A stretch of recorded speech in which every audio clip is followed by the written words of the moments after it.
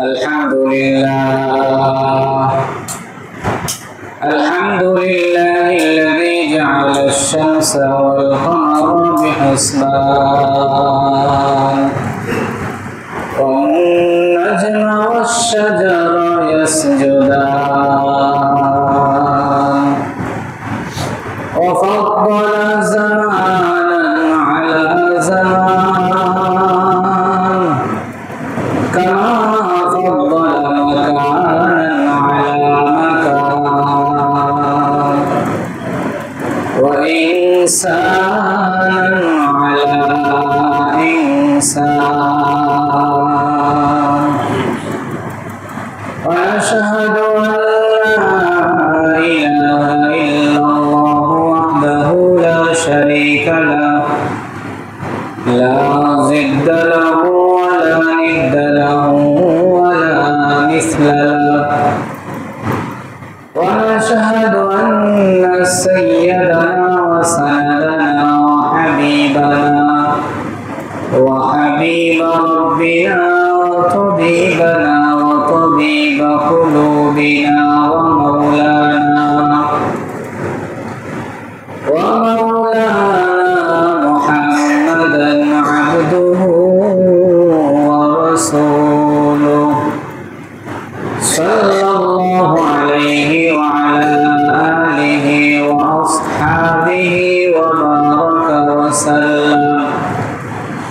وبارك وسلم تسليما كثيرا الذي أرسله الله تعالى بالحق بشيرا ونذيرا وداعيا إلى الله بإذنه وسراجا منيرا أما بعد فأعوذ بالله من الشيطان الرجيم بسم الله الرحمن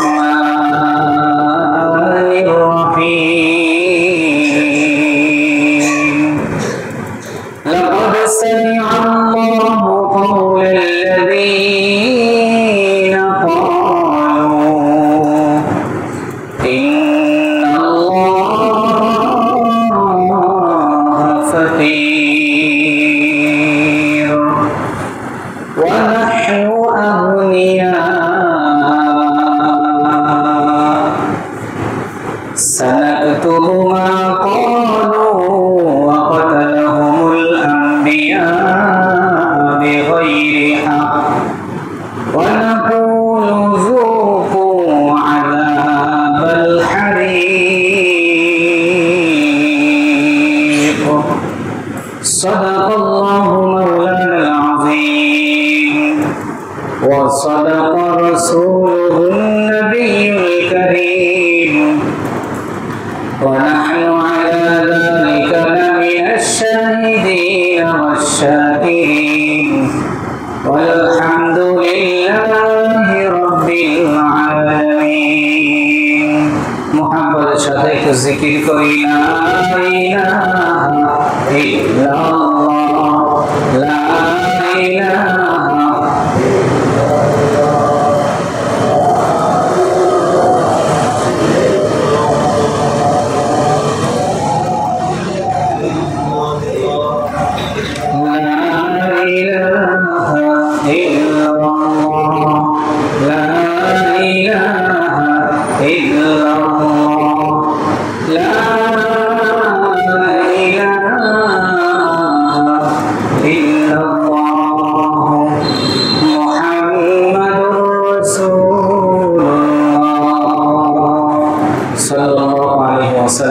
আলহামদুলিল্লাহ উপস্থিত মুআজ্জাজ মুকাররম সম্মানিত মুসলিয়ানে কিরাম আল্লাহ সুবহানাহু ওয়া তাআলা রব্বুল কারীমের দরবারে দিক থেকে শুকর গুজার যে মহান রব্বে কায়নাত দয়া করে মায়া করে আপনাকে আমাকে আজ পবিত্র জুমার দিন গরিবের হজের দিনে জুমার নামাজ আদায়ের জন্য মসজিদে আসার বসার সুযোগ এবং তৌফিক করেছেন, এই জন্য মহান রব্বে কারীমের দরবারে দিল থেকে শুকরিয়া আদায় করি, আলহামদুলিল্লাহ।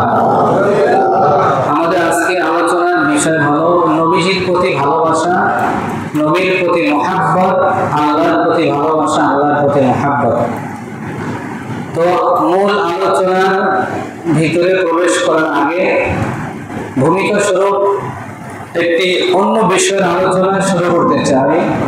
সেটা হলো, আজ দীর্ঘদিন যাবৎ মনের ভিতরে আমার একটা আশা ছিল যে হাদিসটা শুনেইব, কিন্তু মনে থাকে না।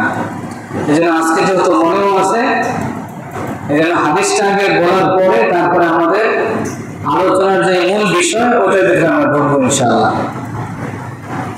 হাদিসটার সারসংক্ষেপ মোটামুটি রাসূল সাল্লাল্লাহু আলাইহি ওয়াসাল্লামের একটা স্বপ্ন সম্পর্কে। নবীজি স্বপ্নে দেখছেন, তো স্বপ্নে কি কি জিনিস দেখলেন, স্বপ্নে কে দেখাইল, স্বপ্নে কে কে নবীর কাছে এসেছিল এবং তিনি কোন কোন জিনিস দেখেছেন, মানে সুন্নত পরে পরে সময় দেওয়া হবে, পরে পরে বয়ানের ভিতরে পরে পরে। হ্যাঁ, তো হাদিসটা বুখারী, মুসলিম এবং আমাদের একটি দর্শের কিতাব আছে বেহেশতি জেওর, এই কিতাবের উদ্ধৃতি, তিনটি কিতাব বুখারী, মুসলিম এবং বেহেশতি জেওর, এই কিতাবের মধ্যে হাদিসটি স্পষ্ট এসেছে। এবং বুখারী শরীফে 845 নম্বর হাদিস এটা। এই হাদিসের মধ্যে সম্পূর্ণ ঘটনার বিবরণটা এসেছে। আমরা একটু মনোযোগ দিয়ে শুনবো হাদিসটি, যে হাদিসটার ভিতরে নবীজি কোন কোন জিনিস এবং কাদের কাদের ব্যাপারে কথাগুলো বলেছেন। عن سمرة بن جندب رضي الله تعالى عنه قال كان النبي صلى الله عليه وسلم إذا صلى صلاة أقبل علينا بوجهه। হযরত সামরা ইবনে জুনদুব রাদিয়াল্লাহু তাআলা আনহু থেকে হাদিসটি বর্ণিত, বুখারী শরীফের 845 নম্বর হাদিস। এই সামরা ইবনে জুনদুব রাদিয়াল্লাহু তাআলা আনহু তিনি বলেন, কান নবী সাল্লাল্লাহু আলাইহি ওয়াসাল্লাম, আমাদের নবীজির একটা অভ্যাস ছিল, তিনি প্রতিদিন ফজরের নামাজের পরে সাহাবাদের দিকে মুখ ফিরিয়ে এরপরে তিনি সাহাবীদের থেকে জানতে চাইতেন, তোমরা আজকে কি স্বপ্ন দেখেছো, এটা আমাকে শোনো, আমিও কি স্বপ্ন দেখেছি এটা আমি তোমাদেরকে শোনাবো। তো এরকমই একদিনের একটা ঘটনা। যখন রাসূল সাল্লাল্লাহু আলাইহি ওয়াসাল্লাম নামাজ শেষ করলেন, নামাজ পড়লেন, আকবালা আলাইনা বিওয়াজহিহি, যে রাসূল সাল্লাল্লাহু আলাইহি ওয়াসাল্লাম আমাদের দিকে মুখ ফিরিয়ে বসছেন। সাহাবী বলতেছেন আমাদের দিকে মুখ ফিরিয়ে বসছেন। বসার পরে ফাকালা হাল রাআ মিনকুমুল লাইলা রুয়া, বলতেছে আজকে রাতে তোমরা কি কোনো স্বপ্ন দেখেছো? নবীজি বলতেছে তোমরা কি আজকে কোনো স্বপ্ন দেখেছো?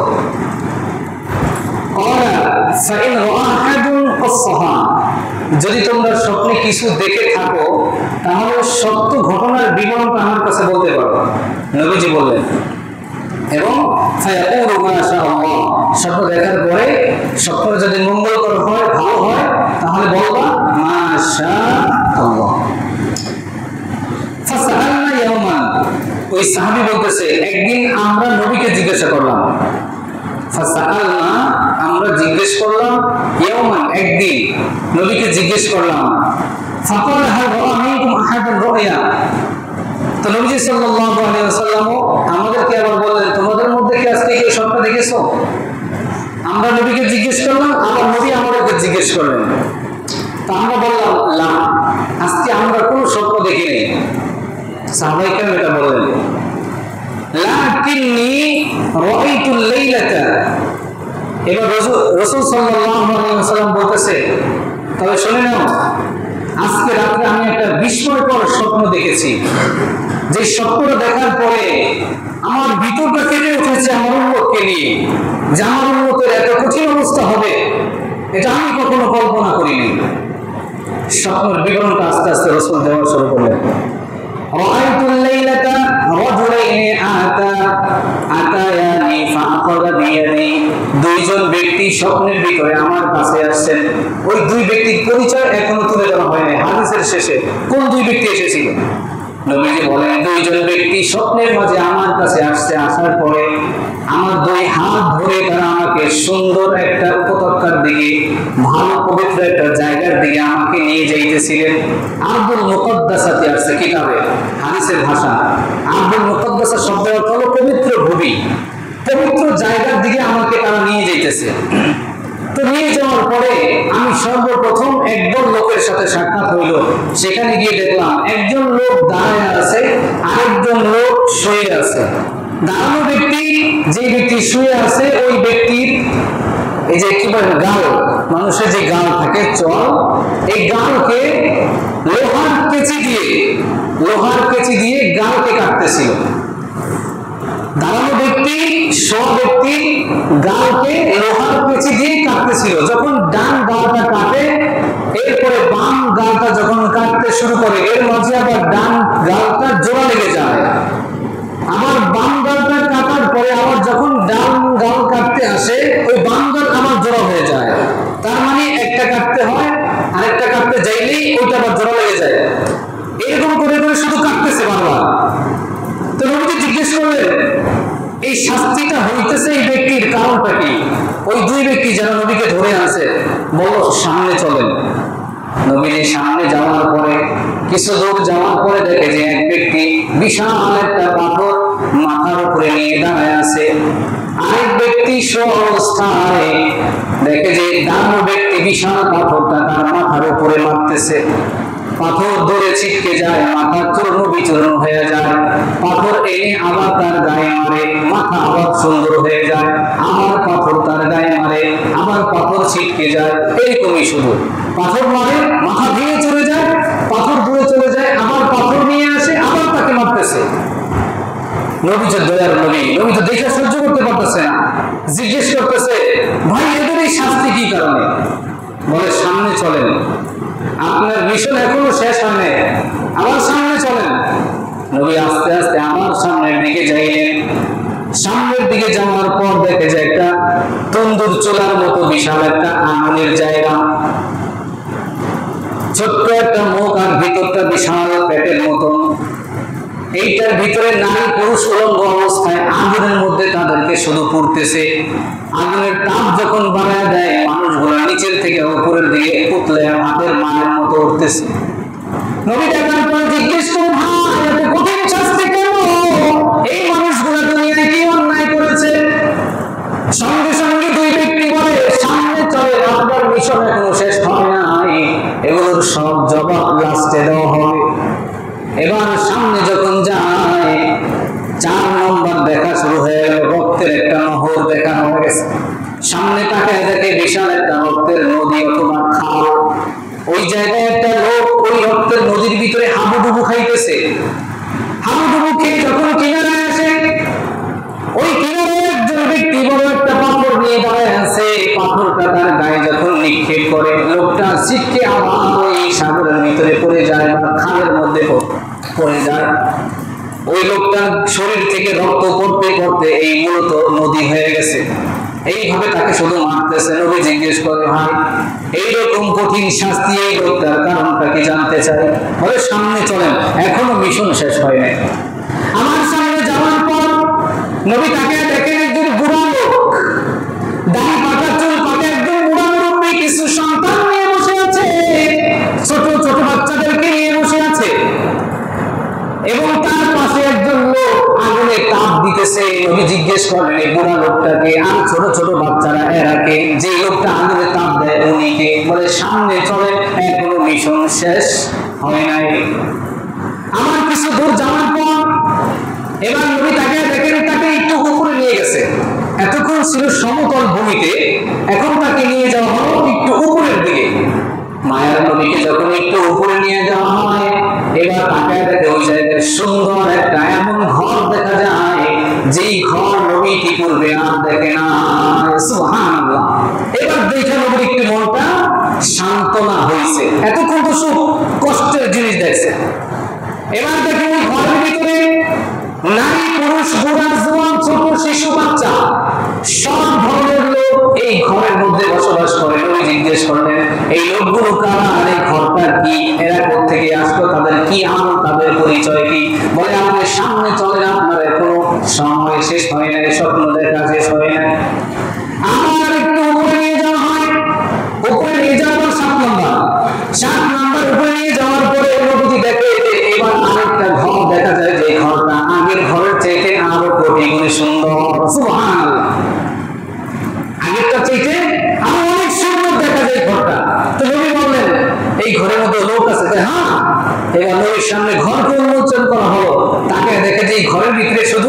বুড়া এবং জোয়ান, দুই ধরনের লোক এই ঘরের মধ্যে, এই জান্নাতের মধ্যে বসবাস করতেছে। সুবহানাল্লাহ। আর কোনো লোক নেই, নারীও নাই, শিশুও নাই, শুধু কি বললাম, বুড়া এবং জোয়ান, দুই ধরনের লোক। কয় নম্বর এটা? 7 নম্বর। এক থেকে কয় এলো? 7 নম্বর। এবার নবী জিজ্ঞেস করলেন এরা কারা, কি আমল করেছে? এবার নবীকে বলা হলো আরেকটু স্বপ্ন বাকি আছে, তারপরে প্রত্যেকটার বিবরণ আপনাকে শুনে দেওয়া হবে। এর মধ্যে হঠাৎ করে নবী, ওই দুই ব্যক্তি নবীকে বলতেছে একটু আসমানের দিকে তাকান। নবীজি আসমানের দিকে যখন তাকাইলেন, তাকানোর পরে দেখে সুন্দর একটা সাদা মেঘের টুকরা নবীর সামনে দেখা যায়। এমন সুন্দর মেঘের টুকরা যেটা সাধারণত নবী দেখে নাই। নবী আমার বলে মেঘের টুকরোটার কাছে আমাকে নিয়ে যাওয়া হয়। আমাকে যখন মেঘের টুকরোর সামনে নিয়ে যাওয়া হয়, আমি দেখলাম মেঘের টুকরোর ভিতরে জান্নাতের বিশাল এক বালাখানা তৈরি করা আছে। সুবহানাল্লাহ। আমি দেখে বললাম এটা কার জন্য বানানো হয়? নবীকে বলা হয় এইটা বানানো হয়েছে একমাত্র আপনার জন্য স্পেশালিস্ট ভাবে। নবী বলে আমি তো এইটা ঢুকতে চাই। এখনো আপনার দুনিয়ার সময় শেষ হয় নাই, এটা মৃত্যুর পরে আপনার সাথে এই জায়গায় শোয়া দেওয়া হবে। সুবহানাল্লাহ। তাহলে 1 থেকে কয় পর্যন্ত স্বপ্ন গেল? 7 পর্যন্ত। আমার বড় ভাই তোমার 2000 টাকা দিছিল। তাইলে 1 থেকে 7 নম্বর পর্যন্ত স্বপ্ন শুধু দেখলেন, আর 8 নম্বরে গিয়ে নবীজি নিজের জান্নাত দেখছেন। এখন আসেন বুখারী শরীফে কত নম্বর হাদিস বলছিলাম মনে আছে? 845 নম্বর। এই 845 নম্বর হাদিসের বর্ণনা, সাহাবীর নাম কি? সামুরা ইবনে জুনদুব রাদিয়াল্লাহু তাআলা আনহু। এই সাহাবী থেকে হাদিসটি বর্ণিত। এবার নবী সাল্লাল্লাহু আলাইহি ওয়াসাল্লাম জিজ্ঞেস করে ভাই আপনারা দুইজন কে আগে এইটা বলেন, তারপরে বাকি 7টা জিনিস আমাকে আস্তে আস্তে শোনাইলেন। তো ওনারা দুইজন বলতেছে ইয়া রাসূলুল্লাহ আমরা দুইজন দুনিয়ার কোনো সাধারণ মানুষ না, আল্লাহর পক্ষ থেকে প্রেরিত দুইজন ফেরেশতা, একজন হলো হযরতে জিবরাইল, আরেকজন হলো হযরতে মিকাইল আলাইহিস সালাম। সুবহানাল্লাহ। আর নবীদের স্বপ্ন এটা সত্য। নবীদের স্বপ্ন কি ভাই? নবীদের স্বপ্ন সত্য, নবীদের স্বপ্ন ওহী, এটা 100% কোনো ভুল নেই। তো নবী যা স্বপ্ন দেখছেন এটা একটা হাদিস এবং এটা স্বয়ং সম্পূর্ণ মানতে হবে আমাদের। এক চুল পরিমাণ এটাকে সন্দেহ করার সুযোগ আমাদের নেই। তো নবীজি আমার বন্ধুটাই ওই যে 1 নম্বরে যে লোকটাকে দেখলাম কি করতেছিল, 1 নম্বরে মনে আছে নি? কেচি দিয়া না? 1 নম্বরে কি করতেছিল ভাই? একটু বলবেন, কথাটা বলবেন। হাদিসটা কিন্তু আমি সকাল থেকে অনেক ঘাটাঘাটি করছি, আমি নেটের ভিতরে পাইতেছি না। আমার ওস্তাদকে ফোন দিছি এই কিছুক্ষণ আগে, আমার ঘটনা পুরো মনে আছে, রেফারেন্স মনে নাই। আর এখন আমি বলছি যে রেফারেন্স ছাড়া কোনো কথা বলা এটা যৌক্তিক কোনো এটা কি থাকে না, ভিত্তি থাকে না। আমি রেফারেন্স খোঁজার জন্য ওস্তাদকে ফোন দিলাম, মুফতি আব্দুর রহমান সাহেব, আল্লাহ তাআলা হুজুরের নেক হায়াতে তৈয়বা দান করেন। আমরা ছোটবেলা পড়ছি, এটা বেস্টিজিও কিতাবের মধ্যে পড়াশোনা করছি এটা তো, এবং বুখারী মুসলিমে পড়ছি, কিন্তু কত নম্বর হাদিস কত নম্বর পৃষ্ঠায় যত কিতাবগুলো নেই, যার কারণে বের করতে কষ্ট। তো হুজুরে ফোন দিলাম, হুজুরের ফোনে আমার সাথে যোগাযোগ করে আমি ফোন কাটি নাই, যতক্ষণ লাগে আধা ঘন্টা লাগে হুজুর আপনি ফোন চলতে থাকো। এরপর হুজুর বলছে পুরাপুরি। তো 1 নম্বরে গোসল করলেন, এই যে গাল কাটতেছে, একটা গাল কাটে আরেকটা গাল জোড়া লেগে যায়, এই লোকটা কি অন্যায় দুনিয়ায় করেছিল। এবার জিবরাইল মিকাইল দুইজন বলতেছে যে রাসূল দুনিয়ার জমিনে আপনার যে উম্মত মিথ্যা কথা বলে। কি কথা বলে ভাই? মিথ্যা কথা যে উম্মত বলে বা সামনেও বলবে, এই মিথ্যাবাদীর শাস্তি হলো মৃত্যুর পরে কিয়ামতের আগ পর্যন্ত। এই শাস্তিটা হলো কিয়ামতের আগ পর্যন্ত। কিয়ামতের পরে তো জাহান্নামের আলাদা আলাদা শাস্তি। কিয়ামতের আগ পর্যন্ত যে ব্যক্তি মিথ্যা কথা বলে, ওই মিথ্যা কথা বলনেওয়ালা ব্যক্তির শাস্তি হলো তার একটা গাল কেচি দিয়ে কাটবে, আরেকটা জোর লাগবে, আরেকটা কাটবে, এরকম কিয়ামত পর্যন্ত তার গালগুলো কাটতে থাকবে। চিল্লায়া বলেন নাউযুবিল্লাহ। আল্লাহ আমাদেরকে মিথ্যা থেকে বাঁচার তৌফিক দান করেন, আমিন। 2 নম্বর, ওই যে ভারী পাথর মাথায়, একজন দাঁড়িয়ে আছে, আরেকজন শুয়ে আছে, তার মাথায় পাথরটা মারতেছে, পাথর ছিটকে যায়, রক্ত পড়তেছে, আমার পাথর এনে দেখে মাথা ঠিক, আবার মারতেছে। এটার কারণটা কি? এটা হলো দুনিয়ায় কিছু আলেম আছে, কিছু আলেম ছিল যারা এলেম অন্বেষণ করছে দুনিয়ার লোভে, এলেম অন্বেষণ করে মালিককে চিনে নেয়, এলেম অন্বেষণ করে হক কথা বলে নাই, এলেম অন্বেষণ করে এলেম অনুযায়ী সে আমল করে নেয়। এমন কিছু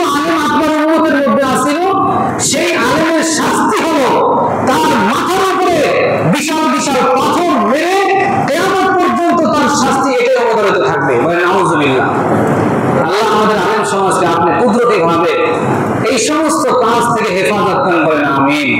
ইখলাসের সাথে যেন কথাগুলো বলতে পারি, সব সময় আল্লাহর জন্য যেন হক কথাগুলো বলতে পারি, কোনো দুনিয়ার মানুষের জন্য নয়, দুনিয়ার জন্য নয়, টাকার জন্য নয়, আল্লাহর জন্যই যেন যতদিন বেঁচে থাকি হক কথা যেন বলতে পারি। এই তৌফিক আল্লাহ যেন সমস্ত আলেম সমাজকে দান করে, জোরে বলেন আমিন। কারণ আলেম যদি ভাই বিগড়ে যায়, জাতিও বিগড়ে যাবে, ঠিক না?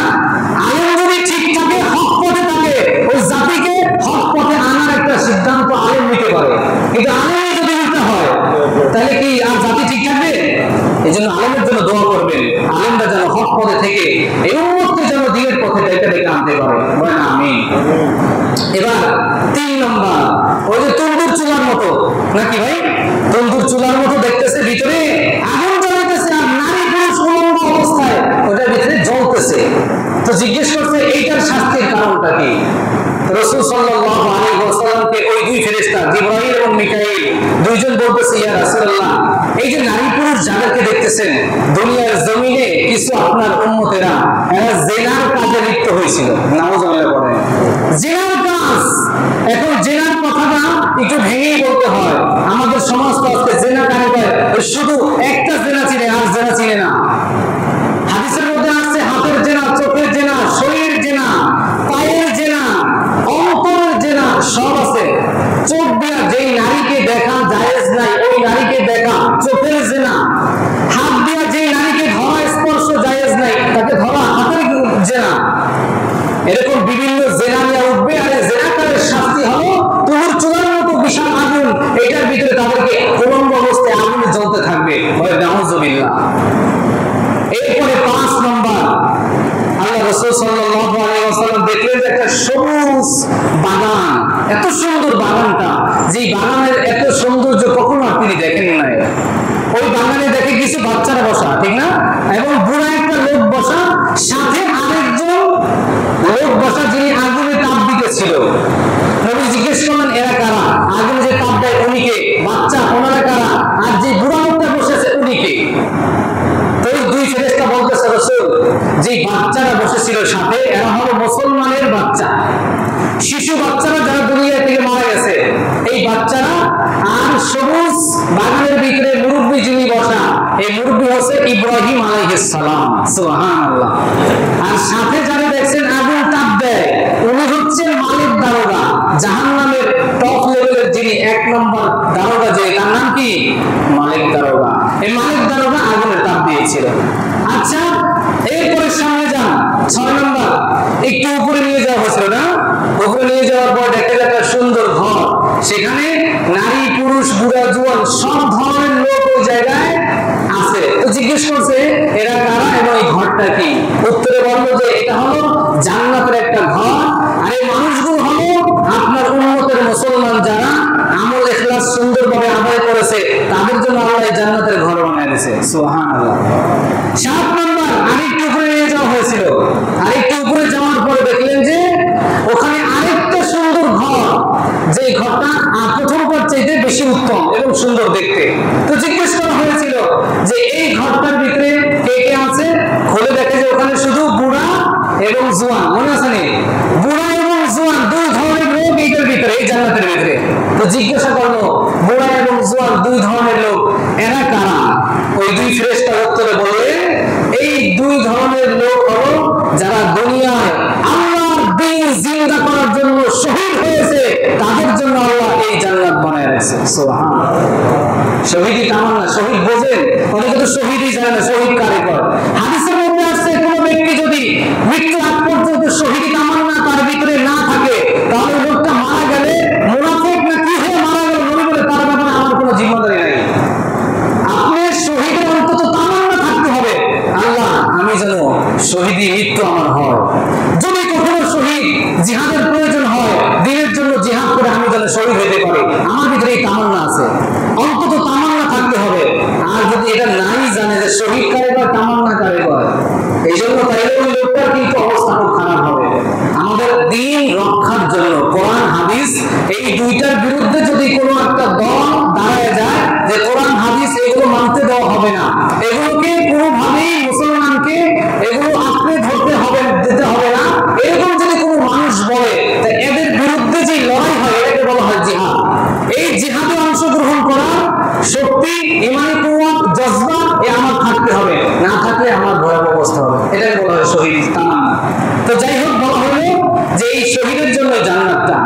পরবর্তীতে দেখলেন কি একটা সাদা মেঘের টুকরা, তিনি দেখলেন যে মেঘের টুকরার ভিতরে একটা জান্নাতের বালাখানা। তো নবীকে বলা হইলো এটা আপনার জন্য আল্লাহ বরাদ্দ করছে। নবী ঢুকতে চাইছিলেন কিন্তু বললো কি আপনার দুনিয়ায় এখনো কোথায় নবীজি, সে তো স্বপ্ন দেখতেছে, তো এটা আপনি এখনো দুনিয়ার সফর শেষ করে যখন আপনি আসবেন তারপরে আপনার জন্য এই জান্নাত আল্লাহ তাআলা উন্মুক্ত করে দিবেন। সবাই পড়ে না আমিন। এই ছিল মোটামুটি আমাদের আজকের হাদিসটা। এই হাদিসটা ছিল আজকে আলোচনার ভিতরে। আমাদের আজকে আলোচনা কি ভাই? নবীর প্রেম, নবীর মহব্বত, নবীর ভালোবাসা। একটা হাদিস আগে শুনেন। এক সাহাবা ছিল হযরত সাদ সালামি রাদিয়াল্লাহু তাআলা আনহু। এই সাদ সালামি রাদিয়াল্লাহু তাআলা আনহু তার বাড়ি হলো মদিনায়। কোথায় বাড়ি ভাই? মদিনায় বাড়ি। সাহাবীটা ছিল এমন একেবারে গরীব, একেবারে কালো, তার চেহারায় বসন্তের দাগ, চেহারাটাও দেখতে ভালো না। এই সাহাবা একদিন নবীর দরবারে আসছে। আসার পরে একেবারে মনটা বেজার করে নবীর দরবারে বসে আছে। নবীজি জিজ্ঞেস করলেন আমা বালকা ইয়া সাদ, হে সাদ তোমার কি হয়েছে, মনটা বেজার কেন?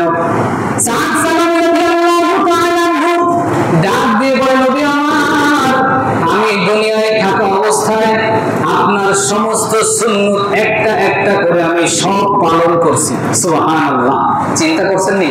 নবীর সব সুন্নত পালন করা কি মুখের ব্যাপার নাকি? কত হাজার হাজার সুন্নত নবী দেখাইছে। নবী আমি সব সুন্নত গুলা একটা একটা করে মানছি, তবে আমি একটা সুন্নত এখনো পর্যন্ত মানতে পারি নাই। তো নবী বলে এই জন্য তোমার মনটা খারাপ না? জি। ইয়া রাসূলুল্লাহ, হাসরের ময়দানে যদি আল্লাহ আমাকে জিজ্ঞাসা করে ও সাদ নবী একটা সুন্নত তুমি কেন আদায় করো না, এই ভয় নিয়ে আজকে আমার মনটা বড় খারাপ। নবী বলে তোমার সেই সুন্নতটা কোনটা তুমি আদায় করতে পারো না, আমাকে একটু বলো। তো সাদ বলতেছে ইয়া রাসূলুল্লাহ, বিবাহ করা একটা সুন্নাত, আমি এই সুন্নতটা এখনো আদায় করতে পারি নাই। তো আল্লাহ রাসূল বলেন আর এটা কোনো ব্যাপার নাকি, যাও তোমার বিবাহে তুমি কি বিবাহ করবে, বলো তুমি বলো বিবাহ করবে? হ্যাঁ, ঠিক আছে তুমি বিবাহ করলে আজকের মধ্যে তোমার বিবাহের ব্যবস্থা করতেছি। সুবহানাল্লাহ। এখন সাদ রাদিয়াল্লাহু তাআলা চোখের পানি ছেড়ে দিছে। মানুষ বিবাহের কথা শুনলে খুশি, আর ওই দিছে চোখের পানি ছেড়ে। ইয়া রাসূলুল্লাহ, আমার ঘর নাই, বাড়ি নাই, চেহারাটাও বড় সুন্দর না, চেহারার মধ্যে আমার চেহারার ভিতরে ওই বসন্তের দাগ পড়ে আছে, আর আমি এমন কালা, আমাকে পছন্দ করার মানুষ মনে হয় দুনিয়াতে নাই। রাসূল বলেন তুমি কোনো টেনশন করো না, আমি তো এমন একজন নবী যে নবীকে আল্লাহ গোটা পৃথিবীর জন্য রহমত বানিয়ে পাঠিয়েছেন। ওয়া মা আরসালনাকা ইল্লা রাহমাতাল লিল আলামিন, আমি নবী এমন এক নবী যাকে গোটা আলামের জন্য আল্লাহ রহমত বানাইছে, তুমি টেনশন করিও না। নবী একটা চিরকুট লেখলেন, ছোট্ট একটা, যাও এটা নিয়ে মদিনার অমুকের কাছে যায় দিবা, তার একটা মেয়ে আছে মদিনার মধ্যে সবচেয়ে সুন্দরী, যাকে হুরে আইনা বলা হতো, তার হাতে নিয়ে চিঠিটা দিবা তার বাবার হাতে। তো তিনি চিঠি নিয়ে মেয়ের বাবার হাতে সরাসরি যায় দিয়েছে। তো দেখে যে মুহাম্মদ রাসূলুল্লাহ চিঠিটা পাঠাইছে, এর ভিতরে লেখা যে তোমার মেয়েকে, যে সাহাবাকে তোমার কাছে পাঠাইলাম সাদ সালামি, তার সাথে তোমার মেয়েকে বিবাহ দিবা। তো ওই মেয়ের বাবা একটু মনে মনে ভাবতেছে আমার মেয়েটা মদিনার মধ্যে সবচেয়ে সুন্দরী, এক নামে যাকে সবাই চিনে, তার জামাইটা হবে এরকম, কোনো দিকেই মানায় না। তো ভাবতেছে, কতক্ষণ ভাবার পরে সে বলে না আমি বিবাহ দিতাম না, তুমি যাও। এই কথার আওয়াজটা ভিতর থেকে মেয়ে শুনছে। মেয়ে শোনার পরে এবার ডাক দিয়ে বলতেছে তার বাবারে, আব্বা কে আসলো, কাকে পাঠাইতেছেন, কি কথা হইলো, কেমন এমন একটা লোক আসলো বিবাহের প্রস্তাব নিয়ে, তো তারে পাঠাইছে কে? বলছে মুহাম্মদ রাসূলুল্লাহ পাঠাইছে। বাবা আপনি করছেন কি? নবী যদি অসন্তুষ্ট থাকে আল্লাহ অসন্তুষ্ট হবে, নবী যদি কারো প্রতি কষ্ট পায় আল্লাহ সঙ্গে সঙ্গে অন্তর থেকে তার প্রতি কষ্টের আয়াত নাযিল করেছেন। এরকম বহু নমুনা আছে। খবরদার, আল্লাহর নবীর কথা, আল্লাহর নবীর পয়গাম আপনি ফিরিয়ে দিন না, তাড়াতাড়ি সদরে গ্রহণ করেন। আমি নিজে রাজি আছি, আপনি রাজি হবেন না কেন? সুবহানাল্লাহ।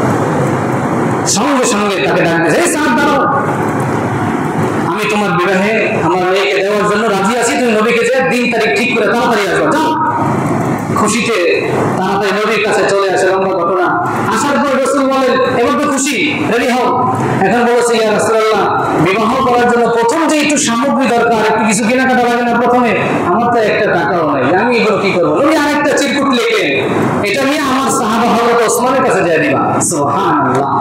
ওসমান রাদিয়াল্লাহু তাআলা সবচেয়ে দানবীর ছিলেন, ঠিক না ভাই?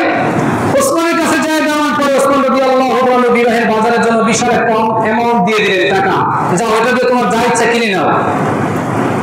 তো সাহাবা বিবাহের বাজারে গিয়ে সবকিছু কেনাকাটা করলেন, কেনাকাটা করে মাত্র ওগুলো নিয়ে রওনা করবে, এমন সময় তার কানের মধ্যে একটা আওয়াজ আসছে যে নবীজি যুদ্ধের ময়দানে গিয়েছে, আর যুদ্ধের ময়দানে ওই জায়গায় মুসলমানদের প্রতি অতর্কিত হামলা চলতেছে, খুব ভয়াবহ পরিস্থিতি, নবীজি নিজেও ওই যুদ্ধের ময়দানে অংশগ্রহণ করছেন।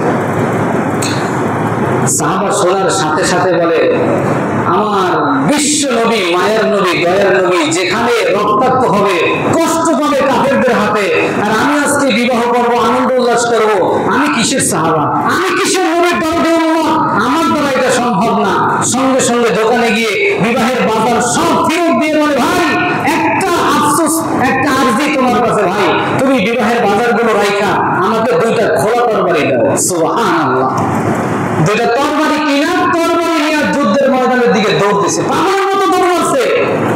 তো যুদ্ধের ময়দানে এখনো ঢুকতে পারে নাই, এর মাঝখানে হঠাৎ মাঝখানে দাঁড়ায় গেছে, না আমি যেভাবে রওনা করছি যদি আমাকে নবী দেখে ফেলায় তাহলে নবী চিনা ফেলাবে, তোমার আজকে বিবাহ, তুমি আসলে কেন, নবী আমাকে পাঠায় দিতে পারে। এই জন্য তিনি করলেন কি, কালো একটা কাপড়ের টুকরা দিয়ে চেহারাটাকে বাঁধছেন, পুরো চেহারাকে কালো কাপড়ের টুকরা দিয়ে বাঁধাই করে তারপরে তিনি সামনের দিকে রওনা হয়েছে। যুদ্ধের ময়দানে গিয়ে কাফেরদের সাথে কচু কাটা এক ধাপ যুদ্ধ করেছেন, এরপরে অতর্কিত ভাবে কাফেরদের হামলার ভিতরে অ্যাটাক হয়ে তিনি দুনিয়ার থেকে বিদায়, শহীদ মর্যাদা অর্জন করে ফেলেছেন। যুদ্ধ শেষ হয়ে গেল, শেষ হওয়ার পরে এবার শহীদদের লাশগুলো নবীজি আলাদা করতে বলেন, সবার লাশগুলো একত্র করা হলো। এখন দেখে যে দূরে একটা লাশ পড়ে আছে, যেটা মুসলমানও নেই না, কাফেররাও নিতেছে না। জিজ্ঞাসা করা হলো, ওই লাশটা কাদের, দেখো তো গিয়ে দেখে যে কাপড় দিয়ে চেহারাটা আটকানো। তো নবীকে ওইভাবেই সামনে আনা হলো। আনার পরে এবার কাপড়টা যখন খোলার অনুমতি দিল, কাপড়টা খুলে দেখে যে সাদ সালামী রাদিয়াল্লাহু তাআলা আনহুর চেহারা। নবী দেখে একটা চিৎকার দিয়েছে, আর সাদ তুমি এটা কি করলা? তোমার জীবনে একটা সুন্নাত বাকি ছিল, তুমি না কাইন্দা কাইন্দা বলছিলা রাসূল আমি একটা সুন্নাতের জন্য আজকে আমার জীবনটা এত বিধ্বস্ত অবস্থা, আমার জীবনে এত কান্না, এত অসামর্থ্য একটা জীবন, আমি একটা সুন্নাত আজকে আদায় করতে চাই, তুমি না এটা বলছিলে আমার কাছে কান্না করে, কেন তুমি এখানে আসলা? এই কথা বলে আর কান্না করে নবীজি। নবীজি উম্মতকে বলতেছে, দেখো আমার সাহাবা একটা সুন্নাত আদায় করতে পারে নাই, আমার মুহাব্বতের কারণে, আমার ভালোবাসার কারণে দ্বীন রক্ষা করার জন্য আজকে তার বিবাহ বাদ দিয়ে আসছে, যুদ্ধের ময়দানে ঝাঁপায় পড়ছে। মুসলমান ভাই, একজন সাহাবা জান্নাতের টিকিট প্রাপ্ত সাহাবা, এই সাহাবা যদি তার জীবন এইভাবে সমস্ত সব বিসর্জন দিতে পারে, আমার আপনার জীবনকে যদি সাহাবীদের সাথে একটু কম্পেয়ার করি, যে আমার আপনার জীবনে রাসূলের জন্য কতটুকু বিসর্জন দিলাম, আজ পর্যন্ত এমন যুবক পাওয়া যাবে নবীর জন্য এতটুকু বিসর্জন দিতে পারে নাই। নবীর সুন্নতের দায়িত্ব রাখার কথা বললে অন্য চিন্তা ভাবনা করে, আমার কে কি বলবে, আমার বয়স্ক দেখা যাবে, এই সে বিভিন্ন কথা। কিন্তু আপনি চিন্তা করেন, এতটুকু বিসর্জন দিতে পারেন নাই, হাসরের ময়দানে নবীর সামনে যায় নবীকে নবী বলে ডাকবে, বলতেন নবী আমার সাফায়াত করে, নবী আপনার সাফায়াত করবো। এতটুকু বিসর্জন নবীর জন্য দিতে পারেন না, নবীর মহব্বত এতটুকু নাই, হাসরের ময়দানে কেমনে নবীর সামনে দাঁড়াবেন, হাউজে কাউসারের পানি কেমনে পান করবেন নবীর হাতে? হাদিসের মধ্যে আসছে, রাসূল একটা হাদিসের টুকরা এরকম আসছে, রাসূল হাউজে কাউসারের পানি উম্মতকে পান করাইতেছে, কি সুন্দর পান করাইতেছে, আর উম্মত আসতেছে, দলে দলে উম্মত, লক্ষ লক্ষ উম্মত আসতেছে, পানি পান করাইতেছে। একদিকে ওমর, আবু বকর, ওসমান, আলী সবাই মিলে নবী এক পাশে পানি পান করাইতেছে, হাজার হাজার উম্মত পানি পান করে চলে যায়। হঠাৎ মাঝখানে কালো একটা পর্দা পড়ে গেছে, অনেক উম্মত এখনো বাকি, যারা পানি পান করতে পারে না, পানির জন্য তৃষ্ণায় কাতর হয়ে গেছে, আর বলতেছি ইয়া রাসূলুল্লাহ পর্দাটা সরাই দেন, একটু পানি পান করে দেন, আপনার হাতের পানি পান করতে চাই।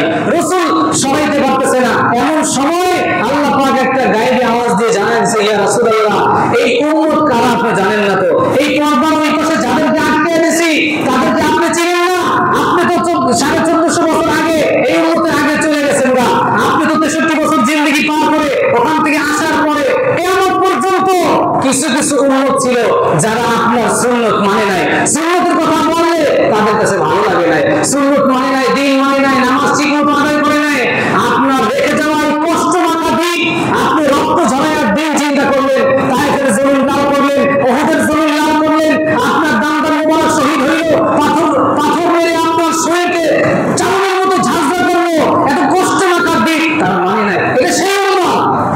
কথা শোনার পর সাথে সাথে এত মায়ার নবী দয়ার নবী তিনি বলবেন সাহাবান সাহাবান লিমান গায়রা মিন বাদি, দূর হ শয়তান, তোরা আমার উম্মত না, আমার রেখে যাওয়া পশ্চিম আকার দিনকে তোরা মানতে পারছ না, তোদেরকে আমি নবী হাউজে কাউসারের পানি পান করার মতো দূরের কথা, আজকে থেকে তোদের সাথে আমার কোনো পরিচয় নাই। বলবেন নাউজুবিল্লাহ। এজন্য ভাই আজকে হাদিস থেকে এতটুকু আমাদের শিক্ষা, আমার নবীদের সুন্নতগুলো যেভাবে হোক কষ্ট হইলেও আমার মনে চায় অন্তত জুমার দিন আমাদের প্রত্যেকের একটা পার্সোনাল পোশাক থাকা দরকার জুমার নামাজের জন্য। কি বলেন? আলহামদুলিল্লাহ অনেকের আছে যে জুমার দিন একটা স্পেশাল একটু ভালো জামা পরে আসে, ঠিক না ভাই? অনেকে আলহামদুলিল্লাহ দেখি তো। কিন্তু আমি দরদের সাথে আপনাদেরকে একটু বলি, যারা এখনো জুমার দিনের জন্য পার্সোনাল একটা জামা বানান নাই, শ্বশুর বাড়ির জন্য বানায় রাখছেন 2 সেট, যাইতে একটা আইতে একটা, এইটা তো রাখছেন আলহামদুলিল্লাহ। আর জুমার জন্য আজকে থেকে নিয়ত করেন আমার জুমার নামাজের জন্য একটা নবীর একটা সুন্নত থাকবে স্পেশাল, জুব্বা হোক পাঞ্জাবি হোক যে যেটা করে ভালো একটা পোশাকের কথা। যদি এইটাও হয়, হইতে পারে একটা সুন্নতের কারণে আল্লাহ তাআলা হাসরের ময়দানে বলবে নবী আপনার একটা সুন্নত সে মানছে, জানেন আপনি পছন্দ করেন, আর আল্লাহ নবী পছন্দ যদি করে আমার জন্য নবী জান্নাতে সুপারিশ করবে। আলহামদুলিল্লাহ, আল্লাহ আমাদের সবাইকে তৌফিক দান করেন, আমিন। যে কথাগুলো বললাম এখানে আরো 3টা বিষয় রয়ে গেছে, এটা ইনশাআল্লাহ আল্লাহ তাআলা চাহে আগামী জুমায় এই নবীজির মুহাব্বত নিয়ে যে বিষয় বাকি আছে এগুলো কথা বলবো। আল্লাহ